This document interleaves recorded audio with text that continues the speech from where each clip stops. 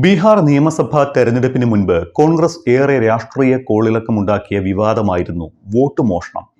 ബീഹാർ നിയമസഭാ തെരഞ്ഞെടുപ്പിൽ വോട്ട് മോഷണ ആരോപണം വലിയ രീതിയിൽ ചർച്ചയാകുമെന്ന് കരുതിയിരുന്നു. ബീഹാർ നിയമസഭാ തെരഞ്ഞെടുപ്പ് ഫലം വന്നതിന് തൊട്ടു പിന്നാലെ ഇപ്പോഴിതാ കർണാടകയിൽ നിന്ന് വോട്ട് ചോരിയിൽ ആദ്യത്തെ അറസ്റ്റും നടന്നിരിക്കുകയാണ്. ബാപ്പി ആദ്യ എന്ന മൊബൈൽ ഫോൺ റിപ്പയർ ചെയ്യുന്ന പശ്ചിമ ബംഗാൾ സ്വദേശിയാണ് പിടിയിലായിട്ടുള്ളത്. രാജ്യത്ത് തന്നെ വോട്ട് ചോരിയുമായി ബന്ധപ്പെട്ട് നടക്കുന്ന ആദ്യത്തെ അറസ്റ്റാണ് ഇത്. കർണാടകയിൽ രൂപീകരിച്ച പ്രത്യേക അന്വേഷണ സംഘമാണ് ബാപ്പി ആദ്യയുടെ അറസ്റ്റ് രേഖപ്പെടുത്തിയത്. വോട്ട് ചോരി ആരോപണത്തിൽ ഏറ്റവും നിർണായകമായ നടപടിയാണ് ഇതെന്ന് വിലയിരുത്താം. മൊബൈൽ ഫോൺ അറ്റകുറ്റപ്പണിയാണ് ബാപ്പിയുടെ ജോലിയെന്നും വോട്ട് വെട്ടിമാറ്റുന്നതിന് വേണ്ടി OTP ബൈപ്പാസ് ചെയ്ത് നൽകിയത് ബാപ്പിയാണ് എന്നും അന്വേഷണ സംഘം കണ്ടെത്തി. കർണാടകയിൽ നടന്ന വോട്ട് ചോരിയെക്കുറിച്ചുള്ള ആരോപണമാണ് രാഹുൽ ഗാന്ധി ആദ്യം ഉന്നയിച്ചിരുന്നത്. ആദ്യത്തെ വാർത്താ സമ്മേളനത്തിൽ മഹാദേവപുരയായിരുന്നുവെങ്കിൽ രണ്ടാമത്തെ വാർത്താ സമ്മേളനത്തിൽ കർണാടകയിലെ തന്നെ അലന്ത് മണ്ഡലത്തിൽ വോട്ട് മോഷ്ടിക്കപ്പെട്ടുവെന്നായിരുന്നു ആരോപണം. ഇതിൽ അലന്ത് മണ്ഡലത്തിലെ വോട്ട് മോഷണത്തിലാണ് ഇപ്പോൾ അറസ്റ്റ്. അലന്തിലെ വോട്ടുകൾ കൂട്ടത്തോടെ വെട്ടിമാറ്റുന്നതിന് സഹായിച്ചുവെന്നാണ് ബാപ്പി ആദ്യക്കെതിരായ കേസ്. OTPകൾ കൂട്ടത്തോടെ BJP നേതാവിന്റെ ഡേറ്റാ സെന്ററിലേക്ക് എത്തിച്ചു നൽകിയെന്നാണ് SITയുടെ കണ്ടെത്തൽ. കൽബുർഗിയിലെ ഒരു ഡേറ്റാ സെന്റർ വഴിയാണ് വോട്ട് വെട്ടൽ നടന്നത് എന്ന് രാഹുൽ ഗാന്ധി ആരോപിച്ചിരുന്നു.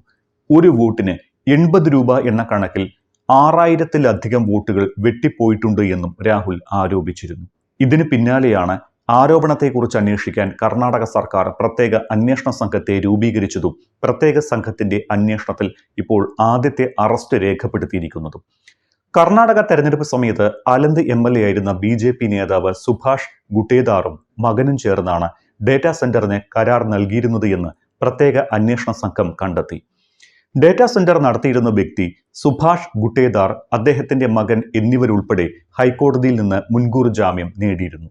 ബീഹാർ നിയമസഭാ തെരഞ്ഞെടുപ്പിൽ വലിയ ചലനം സൃഷ്ടിക്കുന്നതാകും വോട്ട് ചോരി ആരോപണമെന്നായിരുന്നു വിലയിരുത്തൽ. എന്നാൽ രാഹുൽ ഗാന്ധി ഉന്നയിച്ച വോട്ട് ചോരി ആരോപണം ഒരു തരത്തിലും തെരഞ്ഞെടുപ്പിൽ ഏശിയില്ല എന്ന് മാത്രമല്ല, വോട്ട് ചോരിയുടെ ചുവട് പിടിച്ച് നടത്തിയ വോട്ടർ അധികാര യാത്ര കടന്നുപോയ സ്ഥലങ്ങളിൽ ഒന്നും കോൺഗ്രസ് നിലം തൊട്ടില്ല എന്നതും ഈ തെരഞ്ഞെടുപ്പിന്റെ പ്രത്യേകതയാണ്. ഓഗസ്റ്റ് മാസത്തിൽ നസാറാമിൽ നിന്ന് ആരംഭിച്ച യാത്ര 25 ജില്ലകളിലെ 110 നിയോജക മണ്ഡലങ്ങളിലൂടെയാണ് കടന്നുപോയത്. ഏകദേശം 1300 കിലോമീറ്റർ ദൂരത്തിലൂടെ യാത്ര കടന്നുപോയി. എന്നാൽ ഇവിടങ്ങളിലൊന്നും കോൺഗ്രസ് സ്ഥാനാർത്ഥികൾക്ക് നേട്ടമുണ്ടാക്കാനായില്ല എന്നാണ് ഫലം വ്യക്തമാക്കുന്നത്.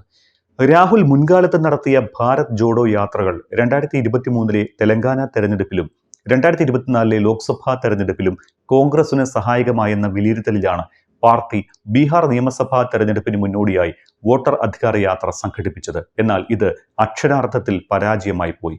ബീഹാർ നിയമസഭാ തെരഞ്ഞെടുപ്പ് തുടക്കം മുതൽ തന്നെ നീതിയുക്തമായിരുന്നില്ല എന്ന് രാഹുൽ ഗാന്ധിയും കോൺഗ്രസ് പാർട്ടിയും ആരോപിക്കുന്നുണ്ട്.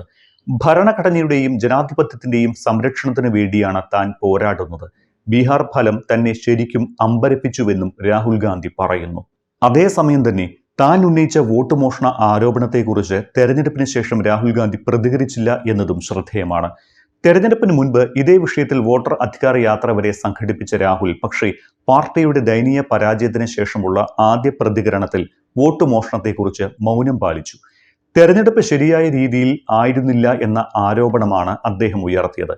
കോൺഗ്രസ് പാർട്ടിയും ഇന്ത്യ സഖ്യവും തെരഞ്ഞെടുപ്പ് ഫലം ആഴത്തിൽ വിലയിരുത്തുകയും ജനാധിപത്യത്തെ രക്ഷിക്കാനുള്ള തങ്ങളുടെ ശ്രമങ്ങൾ കൂടുതൽ ഫലപ്രദമാക്കുകയും ചെയ്യുമെന്ന് കൂടി രാഹുൽ കൂട്ടിച്ചേർത്തിട്ടുണ്ട്.